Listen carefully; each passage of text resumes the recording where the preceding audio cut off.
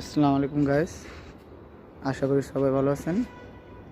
নিয়মিত গাছে পানি দিতে হবে, চর্চা করতে হবে, না হলে গাছ এই যে এরকম ঝুঁকে যাবে, ঝুঁকে শুকিয়ে যাবে।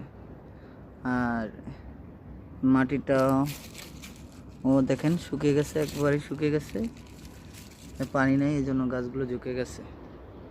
আপনি ভালো করে যদি একটা রোদ আসে, রোদের পরে যদি আপনি বিকালবেলা গাছে পানি না দেন, তাহলে গাছ আপনার মরে যাবে, শুকিয়ে যাবে। প্রতিদিন এই যে মাটিগুলো শুকিয়ে গেছে, প্রতিদিন আপনার পানি দিতে হবে। অন্তত একটা টপে 1 মগ পানি দিতে হবে আপনার, 1 জগ। প্রতিদিন একটা টপে 1 জগ পানি দিলেই মনে করেন যে মাটিটা ভিজা থাকবে,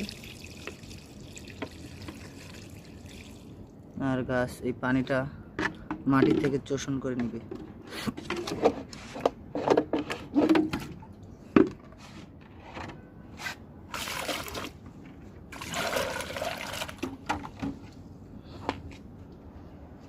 নিয়মিত এই যে আমার যেমন এই দুন্দুল গাছটা ঝুঁকে গেছে, দেখছেন রোদের তাপে, এখানে পানি দিতে হবে।